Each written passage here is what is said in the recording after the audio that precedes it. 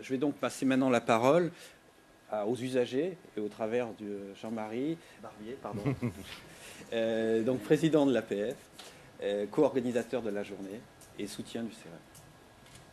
Pour fixer un petit peu le cadre, je suis venu ce matin en voiture, la mienne, je l'ai conduite et je suis amené à faire bon an mal an entre plutôt 25 000 km il y a quelques années. Maintenant, c'est plutôt 40 000 du fait de mes nouvelles responsabilités. C'est pour dire que ce n'est pas simplement la conduite automobile, quelque chose qui vous permet d'aller acheter le pain ou d'aller visiter les copains dans la même commune. Voilà.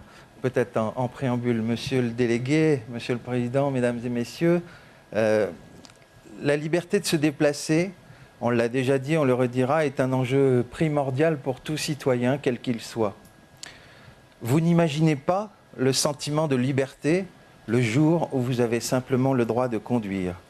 C'est passer finalement de la situation de la personne qui doit être transportée à celle de la personne qui peut se déplacer et qui parfois peut véhiculer aussi les autres. Le monde, en quelque sorte, vous appartient. Maillon de la chaîne de l'accessibilité, la conduite automobile représente parfois pour les personnes en situation de handicap le seul et unique moyen de se rendre à son travail, pour faire ses courses ou encore de sortir, faute souvent de transport public qui soit adapté. Il s'agit d'un véritable enjeu de compensation et de citoyenneté qui permet aux citoyens en situation de handicap d'être autonomes et conditionne le maintien et le développement des liens sociaux, professionnels, l'accès aux études, aux loisirs. Conducteurs comme les autres, c'est le titre des témoignages que nous verrons un peu plus tard dans la matinée, les difficultés rencontrées par les personnes en situation de handicap pour accéder au permis de conduire et aux solutions d'aménagement des véhicules constituent pourtant des obstacles inacceptables, souvent décourageants. C'est pourquoi, avec le soutien de l'ensemble de ses adhérents, le CRM a souhaité organiser avec l'Association des paralysés de France, l'Université de Versailles et Massif Egalis cette conférence. Pour nous, les attentes des personnes en situation de handicap sont claires. Tout d'abord, c'est rappeler le principe de la gratuité de la visite médicale ou de contrôle, de passage du permis ou de contrôle. Nous sommes très régulièrement saisis par le non-respect de cette règle simple. La visite médicale est en fait directement, bien sûr, liée au handicap et nécessaire, mais par contre, elle doit être prise intégralement en charge par le principe de compensation. Il y a des progrès, mais encore beaucoup d'améliorations à faire, des équipements. Je pense aux autoroutes en particulier, où il existe encore beaucoup de bornes SOS qui sont derrière les rails de sécurité, même si ces dernières années, on a vu beaucoup d'équipements en coupant un petit peu la barrière pour permettre l'accès à tout le monde. Peu de personnel dans les stations-service, en particulier les week-ends ou le dimanche surtout, qui oblige parfois, ça nous est arrivé à tous, de devoir attendre 20 minutes, que la seule personne qui se trouve à la caisse ait un temps libre pour venir vous servir, parce que, à force de demander à la personne qui a sa voiture à côté de la vôtre si elle peut vous donner un coup de main et de se faire parfois rabrouer, on finit par hésiter à demander ce genre de choses pourtant toutes simples.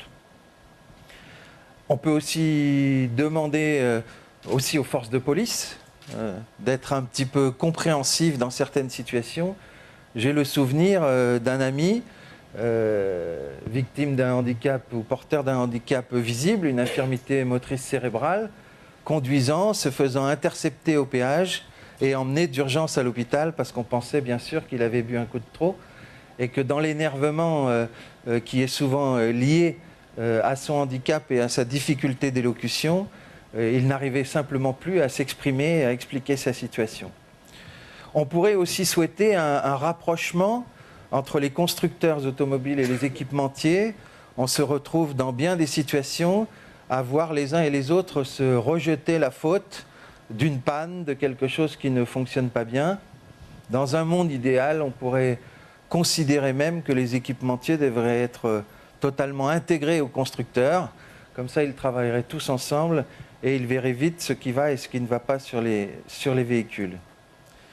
La compensation, qui ne s'intéresse pas encore suffisamment, selon nous, à ces questions. J'aurai peut-être la réponse tout à l'heure sur les fonds de compensation, puisque je vois Roselyne Bachelot ce soir. Nous l'aurons peut-être même avant, avec Madame Monchamp qui va venir clôturer ce colloque.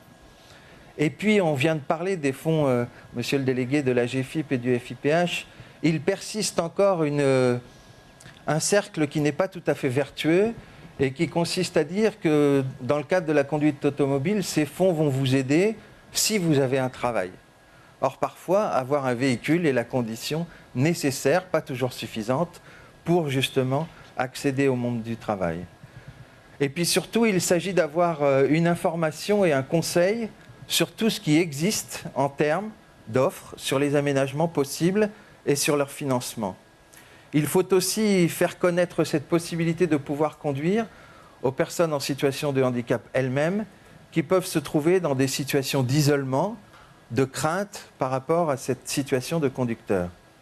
L'idée de ce colloque est une démultiplication sur le territoire de la démarche qui consiste à réunir les parties prenantes pour permettre une égalité d'accès à la conduite, avec en premier lieu, bien sûr, les maisons départementales des personnes handicapées, les associations, les mutuelles et tous les autres partenaires. Enfin, dans ce contexte de la sécurité routière, nous en appelons à un changement de regard sur le réflexe que nous appelons handicap-victimisation.